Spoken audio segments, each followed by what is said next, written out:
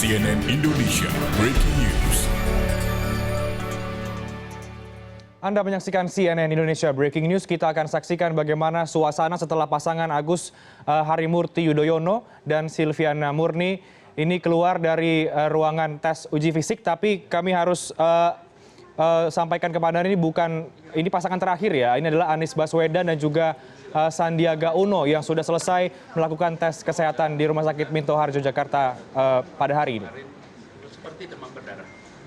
Tapi alhamdulillah udah kelihatannya sehat ya sekarang. Pak Anies tadi sempat foto-foto, Pak Anies selfie. Ya Pak, ceritanya gimana sih itu Pak? Ceritanya gimana sih Pak, kok bisa sampai seperti itu Pak? Tenang, gitu loh Pak. Video. Oh iya betul. Kita ini semua bersahabat. Kita semua bersahabat dalam artian sebenarnya. Jadi kita berteman baik, kenal satu sama lain. Jadi ketika tadi pas gantian ketemu, habis shiftnya lain ya, kita ketemu, kita foto sama-sama. Jadi kita swafoto tadi, terus kita posting, dan kita ingin tunjukkan juga pada semua bahwa ini adalah sebuah festival gagasan, festival karya, festival rencana. Ini bukan arena pertempuran, ini adalah arena untuk kita memilih, dan kita harus merayakan demokrasi ini sebagai sebuah kegembiraan. Jadi masyarakat Jakarta dan semuanya, yuk kita jalani pilkada ini dengan suasana yang bersahabat.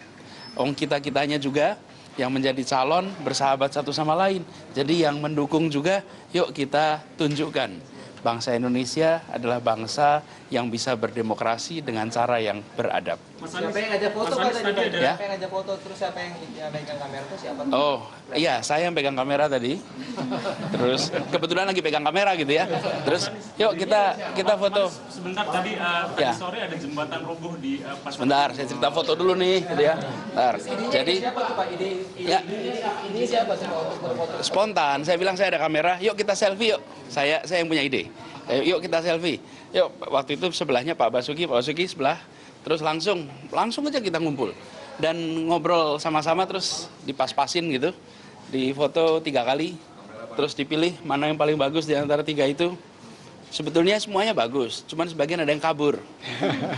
Ada yang kurang pas gitu. Tapi saya ngelihat calon bos saya yang foto, saya nggak enak, akhirnya saya video. Oh iya betul, terus ada videonya juga. Jadi kita kalau mau lihat videonya sudah diposting di Instagram. Dengan adanya foto dan Instagram ini kan menunjukkan ada keriangan. Ini mungkin ke depan ini apakah persaingan atau pilkada ini tidak akan ada saling serang menyerang gitu loh Pak. Maksudnya dalam hal yang negatif gitu loh Pak. Ada program tidak asal menjatuhkan secara pribadi atau seperti apa? Ya, jadi karena itu saya katakan tadi ini festival. Festival itu kita tunjukkan apa sih gagasan, tunjukkan karya, apa yang sudah dikerjakan, tunjukkan juga rencana, apa yang mau dikerjakan. Jadi kita ingin pilkada ini benar-benar jadi satu ajang kita merayakan menjadi orang Indonesia yang berdemokrasi. Tapi asik kok tadi di dalam juga, ya kan? Jadi kita Seru banget. ngobrol, cerita-cerita. Ngobrolnya apa ya? Macam-macam. Pak Basuki cerita lucu-lucu sih Ya, tadi. Pak Basuki cerita puasa ngomong katanya. Jadi tapi senang kok kita ngobrol, dan kalau kita lihat suasana tadi ya emang suasana bersahabat, dan kita berharap pilkada ini sampai akhir nanti suasananya juga seperti ini. Ya. Ada tim khusus ya Pak? Ada tim khusus ya Pak untuk menyikapi black campaign seperti itu Pak, untuk kampanye mendatang, karena dari sekarang pun di media sosial seperti Instagram, Twitter udah ada udah belum munculan tuh Pak. Pokoknya kita akan terus berkampanye dengan positif, dan kita ingin menunjukkan bahwa kita sebagai orang Indonesia bisa kok berdemokrasi yang bisa jadi contoh. Jadi kepada siapapun yang melakukan kampanye hitam, kampanye negatif, masyarakat akan menilai. Karena itu kita konsentrasi untuk kampanyenya positif terus. Untuk Pak Sandi gimana Pak? Kan sering banget Pak update di Instagram. Saya sangat tegas untuk demokrasi sejuk ini, bahwa semua anggota tim kita memiliki code of conduct, bahwa mereka tidak boleh melakukan hate speech maupun posting-posting yang menyerang, apalagi berkaitan dengan SARA. Sanksinya tegas, sanksinya langsung dikeluarkan, dan sanksinya dilaporkan kepada aparat. Jadi kami tidak main-main untuk urusan ini dan komitmen kami bersama adalah menjalankan demokrasi yang penuh kesejukan, demokrasi yang menyatu padukan, bukan demokrasi yang memecah belah. Pak, besok rencana akan jam berapa, Pak? Besok akan jam berapa? Kita 100% ikut jadwal yang ditentukan oleh KPU DKI. Jadi jadwalnya tanya sama KPU. Kita siap. Kapan saja kita jalanin. Jam 8 tapi 7.30 ya? 7.30 ya. 7.30 sudah harus standby di sini. Pak Anies, bisa dijelaskan nggak Pak alasan Bapak akhirnya memutuskan untuk maju sebagai gubernur itu apa sih Pak? Kan itu belum dijelaskan. Ya. Kita ini seringkali kalau ditanya siapa Anda, maka kita akan jawab saya seorang suami, saya seorang ayah, saya seorang anak, saya seorang sebut nama profesi, tapi tak banyak di kita yang menyebut saya seorang warga negara Indonesia. Dan dalam berwarga negara, kita harus bisa siap untuk ikut dalam mengurusi kegiatan-kegiatan yang menyangkut negara kita. Jadi ketika saya diundang untuk mengikuti proses ini, sudah kira-kira sebulan yang lalu, saya menyatakan siap. Saya siap. Dan kemudian dari pembicaraan panjang, sampai kemudian akhirnya kemarin ditetapkan bersama-sama dengan Mas Hendy. Dan saya merasa bersyukur sekali bahwa pasangan kita, Mas Hendy dan saya, ini bukan saja kita ingin menawarkan pada semuanya. Yang kita ingin tawarkan adalah tentu gagasan, pengalaman, dan fokus pada kompetensi profesionalisme.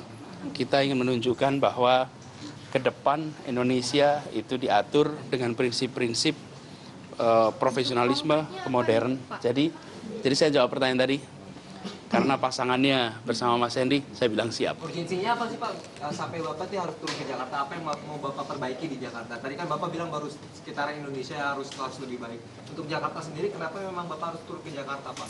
Kota ini adalah kota proklamasi, pusat kegiatan perekonomian, dan kota metropolitan ini harus bisa menjadi kota yang suasananya menyenangkan, suasananya bersahabat. Bukan saja bangunannya dibangun dengan tepat waktu, bukan saja kita memastikan fisiknya baik, tapi juga budayanya baik, masyarakatnya baik. Jadi konsentrasinya itu jelas.